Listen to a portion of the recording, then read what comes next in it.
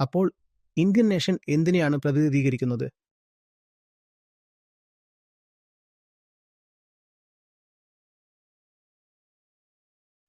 നിങ്ങൾക്ക് വളരെ കുറച്ച് മാത്രം അറിയാവുന്ന ഒരാളെയോ എന്തിനെയെങ്കിലുമോ സ്നേഹിക്കാൻ കഴിയില്ല. ഒരു രാഷ്ട്രം അതിന്റെ അടിസ്ഥാനത്തിൽ ഒരേ മൂല്യങ്ങളിൽ ഐക്യമായുള്ള ഒരു ജനതയുടെ സമൂഹത്തെ പ്രതിനിധീകരിക്കുന്നതാണ്. ഒരാൾക്ക് തന്റെ രാജ്യത്തെ സ്നേഹിക്കണമെങ്കിൽ ഒന്നാമതായി ആ മൂല്യങ്ങൾ എന്താണെന്ന് അയാൾ അറിഞ്ഞിരിക്കണം. ആ മൂല്യങ്ങൾ സ്നേഹിക്കാൻ യോഗ്യമായിരിക്കണം. അതിലെല്ലാം ഉപരി അടിസ്ഥാനപരമായി അങ്ങനെ ചില മൂല്യങ്ങൾ നിലനിൽക്കണം, അല്ലേ? ആ മൂല്യങ്ങൾ കടലാസിലെ വെറും തിയറിറ്റിക്കൽ ആശയങ്ങൾ മാത്രമാകരുത്. അപ്പോൾ ഇന്ത്യൻ രാഷ്ട്രം എന്തിനു വേണ്ടി നിലകൊള്ളുന്നു?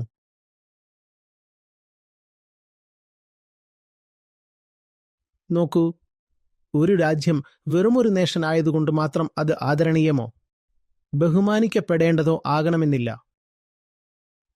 നിങ്ങൾക്ക് വളരെ നന്നായി തോന്നിയിരിക്കാം. തിയററ്റിക്കലായി പറയുകയാണെങ്കിൽ ഒരു വിഭാഗത്തോടുള്ള വെറുപ്പിന്റെ അടിസ്ഥാനത്തിൽ രൂപപ്പെട്ട ഒരു രാജ്യം പോലും ഉണ്ടായേക്കാം, അല്ലേ? ശരിക്കും ഇങ്ങനെയുള്ള ഒരുപാട് രാജ്യങ്ങൾ ലോകത്തുണ്ടിടാനും എന്തിനോടെങ്കിലുമുള്ള ഒരുതരം വിരോധം കൊണ്ടാണ് അവ നിലനിൽക്കുന്നത് തന്നെ. മറ്റു രാഷ്ട്രങ്ങളെ ഇല്ലാതാക്കാനുള്ള രാഷ്ട്രങ്ങൾ ചരിത്രത്തിലുണ്ടായിരുന്നു. ചില രാജ്യങ്ങളെ ബന്ധിപ്പിക്കുന്ന നൂൽ വളരെ ദുർബലമായ വെറുമൊരു പൊതുവായ ഭാഷയോ പൊതുവായ വംശമോ അല്ലെങ്കിൽ പൊതുവായ ഭക്ഷണരീതിയോ ഒക്കെ ആവാം. അതുകൊണ്ട് മാത്രം ഒരു രാജ്യം അത്രമേൽ സ്നേഹിക്കപ്പെടണമെന്നില്ല. നിങ്ങളും ഇന്ത്യക്കാരനാണ്, ഞാനും ഇന്ത്യക്കാരനാണ് എന്ന് പറയുമ്പോൾ നമ്മളെ തമ്മിൽ യോജിപ്പിക്കുന്നത് എന്താണ്? മിക്ക ആളുകൾക്കും ഇതിലേക്ക് കടക്കാൻ താല്പര്യമില്ല. എല്ലാവർക്കും വൈവിധ്യങ്ങളെക്കുറിച്ച് പറയാനാണ് ആവേശം, അല്ലാതെ അതിനടിയിലുള്ള ആ ഏകത്വത്തെക്കുറിച്ചല്ല. കാരണം വൈവിധ്യങ്ങളെക്കുറിച്ച് സംസാരിക്കാൻ എളുപ്പമാണ്, അല്ലേ? നമ്മൾ ഓരോരുത്തരും വ്യത്യസ്തരാണ്. എങ്കിലും നമ്മൾ ഓരോരുത്തരും ഇത്രത്തോളം വ്യത്യസ്തരായിട്ടും നമ്മളെയെല്ലാം ഇന്ത്യൻ എന്ന് വിളിക്കാൻ പ്രാപ്തരാക്കുന്ന ആ ഘടകം എന്താണെന്ന് ചോദിക്കുന്നത് ഒരു സാമാന്യ ബുദ്ധിയല്ലേ? നിങ്ങൾ ഇന്ത്യയെ സ്നേഹിക്കുന്നെന്ന് പറയുമ്പോൾ ശരിക്കും എന്തിനെയാണ് സ്നേഹിക്കുന്നത് എന്ന് ചോദിച്ചാൽ മറുപടി ഒന്നും ഉണ്ടാകില്ല. ഭൂരിഭാഗം പേർക്കും ഇന്ത്യ എന്നത് വെറുമൊരു മണ്ണോ മാപ്പിലെ ഒരു അതിർത്തിയോ അല്ലെങ്കിൽ ഒരു പൊളിറ്റിക്കൽ എൻറ്റിറ്റിയോ മാത്രമാണ്. പക്ഷേ അങ്ങനെയുള്ള ഒന്നിനെ നിങ്ങൾക്ക് സ്നേഹിക്കാൻ കഴിയില്ല. സ്നേഹിക്കണമെങ്കിൽ അതിൽ പവിത്രമായ എന്തെങ്കിലും വേണം, അല്ലേ? നിങ്ങൾ ശരിക്കും ഇന്ത്യയെ സ്നേഹിക്കണമെങ്കിൽ അത് വെറുമൊരു പൊളിറ്റിക്കൽ എൻറ്റിറ്റിക്കും അപ്പുറമാകണം. ഇന്ത്യയെ രൂപപ്പെടുത്തിയ മൂല്യങ്ങളെ നിങ്ങൾ അറിയണം. അതിന് ഒന്നാമതായി മൂല്യങ്ങൾ ഉണ്ടായിരിക്കണം. ആ മൂല്യങ്ങളെ ആരാധിക്കുന്ന മനുഷ്യരുമുണ്ടാകണം. വേദാന്ത അടിത്തറയുള്ളതുകൊണ്ടാണ് ഇന്ത്യ ഒരു രാഷ്ട്രമായി നിലകൊള്ളുന്നത്. ഇത് അംഗീകരിക്കുന്നത് പലർക്കും റിസ്ക്കാണെന്ന് ഞാൻ മനസ്സിലാക്കുന്നു. പക്ഷേ ഇന്ത്യൻ രാഷ്ട്രത്തിന്റെ അടിത്തറയിൽ അതാണ് കിടക്കുന്നത്. വേദാന്തത്തിൽ നിന്ന് വരുന്ന മൂല്യങ്ങൾ. ഇന്നത്തെ യുവാക്കൾക്ക് രാജ്യത്തോട് വെറും ഒരു ഉപരിപ്ലവമായ ബന്ധം മാത്രമുള്ളത് എന്തുകൊണ്ടാണെന്ന് ഇപ്പോൾ മനസ്സിലായോ? കാരണം അവർക്ക് ഈ അടിസ്ഥാന മൂല്യങ്ങളെക്കുറിച്ചോ വേദാന്തത്തെക്കുറിച്ചോ ഒന്നും അറിയില്ല. ഇത് ഭീകരമാണ്. മസാലദോശയ്ക്കപ്പുറം നമുക്കൊന്നും അറിയില്ല. അല്ലെങ്കിൽ ബോളിവുഡ്, ഭാംഗ്ര, റോഡ് വക്കിലെ പശു, ഹൈവേയുടെ നടുവിലിരിക്കുന്ന പശു, ആനപ്പുറത്തിരിക്കുന്ന കുരങ്ങൻ, റോഡരികിൽ മൂത്രമൊഴിക്കുന്നു.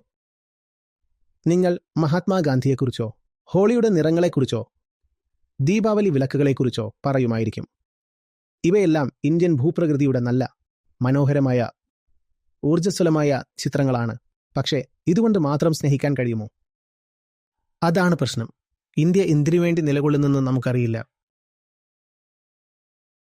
സ്നേഹിക്കാൻ ഉന്നതമായ പവിത്രമായ ആരാധിക്കാൻ യോഗ്യമായ എന്തെങ്കിലും വേണം. സങ്കടകരമെന്നു പറയട്ടെ, അത്തരം കാര്യങ്ങൾ ഇന്ത്യയിലുണ്ട്. പക്ഷേ അത് നമുക്ക് പലപ്പോഴും ആരും ബോധപൂർവം പരിചയപ്പെടുത്തി തരുന്നില്ല. ഇന്നത്തെ തലമുറയെ ഇന്ത്യയുടെ സത്തയിൽ നിന്ന് മനഃപൂർവ്വം ഇല്ലാതാക്കിയിരിക്കുന്നു. അതുകൊണ്ട് തന്നെ അവർക്ക് രാജ്യത്തോട് ശരിക്കുള്ള വികാരമൊന്നുമില്ല. അവർ വെറും പേരിൽ മാത്രമോ പാസ്പോർട്ടിലോ മാത്രമോ ഇന്ത്യക്കാരാകുന്നു. പേരിൽ പോലും ഇന്ത്യക്കാരനായിരിക്കാൻ അവർക്ക് താല്പര്യമില്ല. ഇതൊരു വെറും ട്രെൻഡാണെന്ന് നമ്മൾ കരുതും. പക്ഷേ അതല്ല, ഇതിന് പിന്നിൽ ആഴത്തിലുള്ള കാരണങ്ങളുണ്ട്. തന്റെ ഐഡന്റിറ്റിയെക്കുറിച്ച് അയാൾക്ക് നാണക്കേടാണ്. അയാൾ മറ്റൊരു വ്യക്തിത്വം അണിയാൻ ആഗ്രഹിക്കുന്നു. സ്വന്തം ഐഡന്റിറ്റി അറിയാത്തതുകൊണ്ട് ഇത് സംഭവിക്കും. ഇന്ത്യയുടെ സ്വത്വം, ഇന്ത്യൻ രാഷ്ട്രത്തിന്റെ വേര് അടിസ്ഥാനപരമായി ആത്മീയതയാണ്. നിങ്ങൾ ഇന്ത്യക്കാരെ ആത്മീയതയിൽ നിന്നൊഴിവാക്കി ആത്മീയത മാറ്റി നിർത്തിയാൽ നമ്മൾ പേരിൽ മാത്രം ഇന്ത്യക്കാരാകും. വളരെ വിശാലമായ അടിത്തറയിലാണ് ഈ രാജ്യം നിൽക്കുന്നത്. വിശാലമായ, ഉന്നതമായ, സമ്പന്നമായ അടിത്തറ. അതുകൊണ്ട് തന്നെ ഇന്ത്യയിൽ നാഷണലിസം വളരേണ്ടതുണ്ട്. പക്ഷേ അത് ഉപരിപ്ലവമായ ഒന്നാകരുത്. ലോകമഹായുദ്ധങ്ങളിലേക്ക് നയിച്ച തരം നാഷണലിസം അല്ല ഇത്. യഥാർത്ഥ ഇന്ത്യൻ മൂല്യങ്ങളിൽ അധിഷ്ഠിതമായ ദേശീയത. ഇന്ത്യൻ മൂല്യങ്ങൾ കൊണ്ട് ഞാൻ എന്താണ് ഉദ്ദേശിക്കുന്നത്? ഇന്ത്യയുടെ യഥാർത്ഥ മൂല്യങ്ങളിലൂന്നിയ, വേദാന്തത്തിലെ മൂല്യങ്ങളിലൂന്നിയ നാഷണലിസം ആയിരിക്കണം അത്. യുവാക്കൾ രാഷ്ട്രത്തിന്റെ സത്തയുമായി സമ്പർക്കം പുലർത്തുന്നിടത്തോളം കാലം രാഷ്ട്രം സുരക്ഷിതമായി തുടരും.